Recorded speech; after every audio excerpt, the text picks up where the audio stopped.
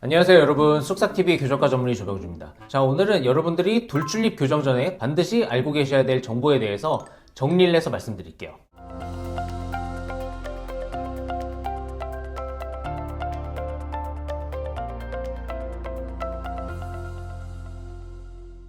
자, 우선 돌출입 교정을 해야 될 이유, 입이 나와 있을 경우에 심미적인 면에서 좋지가 않기 때문이겠죠. 그래서 입을 넣어서 여러분들의 얼굴을 더 아름답게 만드는 게 가장 중요한 이유고요. 그 다음에 입이 나와 있는 경우에 대부분 입을 좀 다물기가 힘드실 거예요. 이런 경우에 입이 마르게 되고 구강 건강에 좋지 않기 때문에 단순히 심미적인 이유뿐만이 아니라 구강 건강을 위해서도 이런 돌출입은 교정을 통해서 개선을 해주시는 게 좋습니다. 자, 그럼 돌출입 교정은 어떻게 하느냐?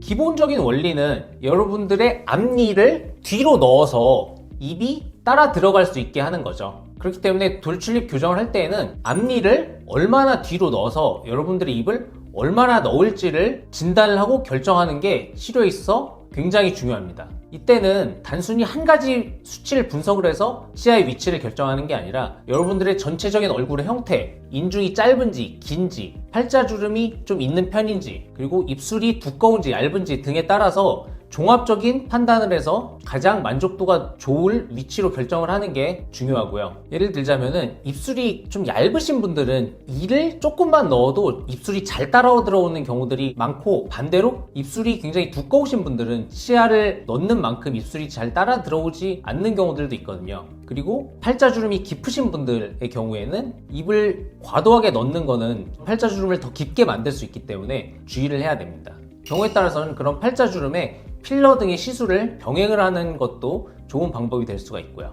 그리고 단순히 치아와 입술이 얼마나 나왔는지만 보는 것보다 코와 턱의 위치도 굉장히 중요하기 때문에 코가 너무 낮아서 입이 나와 보이는 분들의 경우에는 코를 높이는 시술을 같이 추천을 드린다거나, 턱이 너무 들어가서 입이 나와 보이는 분들은 무턱 교정을 같이 병행을 해서 실시를 하거나 턱끝에 필러 같은 시술을 같이 추천을 드리기도 합니다. 이런 종합적인 고려를 해서 최종적인 입술의 위치를 가장 환자분들의 얼굴 형태에 맞게 잘 설정을 하는 게 치료의 계획에 있어서 가장 중요한 부분이고요.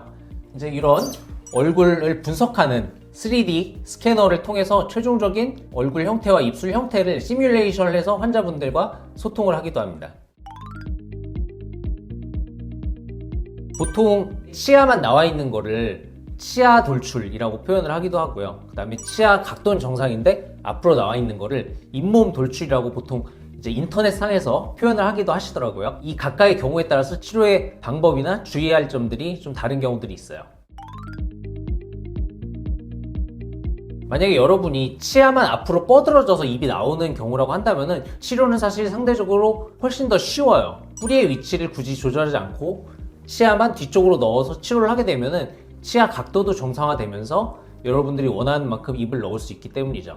반면에 치아 각도가 정상인데 치아가 나와 있는 경우에는 치아의 윗부분, 치아의 머리를 뒤로 넣는 것과 동시에 뿌리도 뒤쪽으로 넣어야 여러분들의 치아가 소위 말하는 옥리가 되지 않으면서 입이 예쁘게 들어갈 수가 있습니다. 옥리가 되지 않게 하기 위해서 맞춤 브라켓을 사용한다든지 하는, 아니면은 특수한 와이어를 사용한다든지 하는 식으로 이제 치료를 하고 있고요. 그리고 뿌리를 충분히 움직일 수 있도록 충분한 시간을 가지고서 치료를 하고 있어요. 보통 일반적으로 치아만 나와 있는 경우다라고 한다면은 치료 기간이 2년을 넘기지 않는 경우들이 대부분일 거고요. 반대로 뿌리까지 앞으로 나와 있는 소위 말하는 잇몸 돌출의 경우라고 한다면은 2년 이상의 치료 기간을 잡고서 치료를 해야 이상적인 결과로 마무리할 수가 있다라고 생각을 하시면 될 것 같아요. 그래서 누구는 돌출입 교정이 2년 안에 끝났다더라 라고 생각하고 나도 이렇게 될 수 있겠지라고 생각을 하신다면은 그거는 상태에 따라서 다를 수 있다는 점 미리 알고 계셔야 될 것 같고요. 너무 무리해서 빠른 기간 안에 끝내려고 하다 보면은 옥리처럼 된다거나,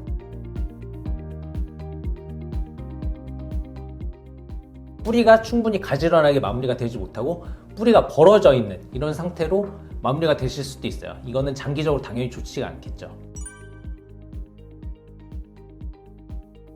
또 다른 부작용으로는 치아가 안쪽으로 쓰러지게 되면서 아랫니가 위랫니에 과도하게 덮이는 과계교합 상태로 마무리가 되실 수도 있어요. 그렇기 때문에 단순히 치료를 얼마나 빨리 끝내는가 보다는 얼마나 완벽하게 끝내는지가 중요하다고 보실 수 있습니다. 발치랑 비발치 둘 다 가능해요. 발치할지 아니면은 발치하지 않고 사랑니를 뽑는다든지 치아를 뒤쪽으로 밀어서 넣을지에 대한 진단은 정확한 얼굴 분석을 통해서 치아를 얼마나 넣을지에 대한 판단이 정확하게 돼야 되겠고요. 만약에 치아 배열이 가지런하고 입이 나온 양이 2mm에서 3mm라고 한다면은 사랑니를 뽑고서 치아를 뒤쪽으로 미는 치료로도 충분히 만족스러운 결과를 얻으실 수가 있어요.